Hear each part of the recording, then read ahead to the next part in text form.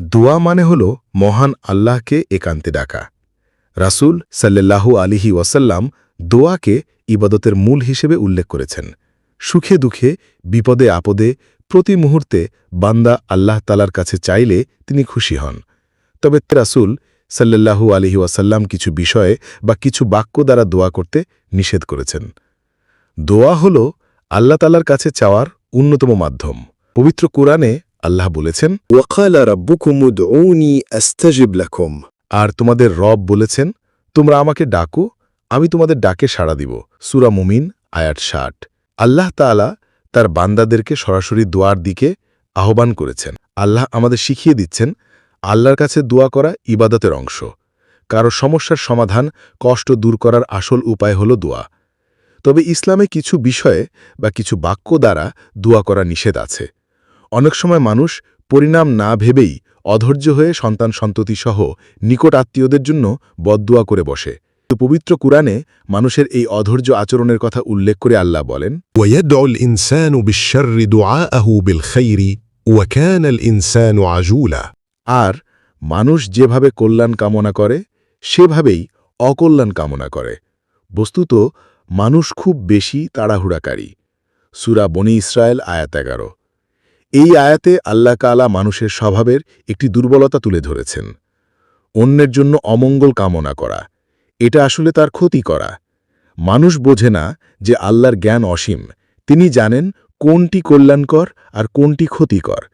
তাই আবেগে পড়ে কোনো অকল্যাণের কথা মুখে আনা বা দোয়া করা উচিত নয়। মানুষ বিভিন্ন বিপদাপদে, ঋণের বোঝা বা অসুস্থতায় হতাশ হয়ে মহান আল্লাহর কাছে মৃত্যু কামনা করে দোয়া করে বসে, যা একেবারেই উচিত নয়। রাসূল সাল্লাল্লাহু আলাইহি ওয়াসাল্লাম তার উম্মতদের কঠিন বিপদেও মৃত্যু কামনা করতে নিষেধ করেছেন।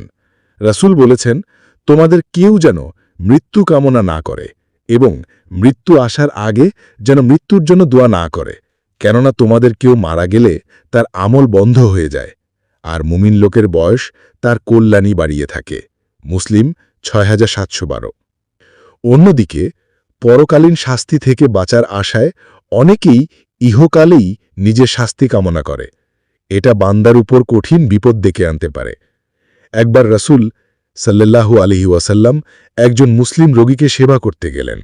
সে অসুখে কাতর হয়ে অত্যন্ত দুর্বল হয়ে পড়েছিল, এমনকি সে পাখির ছানার মতো হয়ে গেল। প্রিয় নবী তাকে বলেন, তুমি কি কোনো বিষয়ে প্রার্থনা করছিলে অথবা আল্লাহর কাছে বিশেষভাবে কিছু চেয়েছিলে? সে বলল, হ্যাঁ, আমি বলেছিলাম, হে আল্লাহ, আপনি পরকালে আমাকে যে সাজা দেবেন তা ইহকালেই দিয়ে দিন। নবীজি বললেন, সুবহানাল্লাহ, তোমার এমন সামর্থ্য নেই যে তা বহন করবে অথবা তুমি তা সহ্য করতে পারবে না। তুমি এমনটি বললে না কেন? হে আল্লাহ, আমাদের কল্যাণ দাও পৃথিবীতে এবং কল্যাণ দান করো পরকালেও, আর জাহান্নাম থেকে আমাদের রক্ষা করো। তিনি অর্থাৎ বর্ণনাকারী বলেন, তখন তিনি তার জন্য আল্লাহর কাছে দোয়া করেন আর আল্লাহ তাকে সুস্থ করে দেন। মুসলিম হাদিস ৬৭২৮।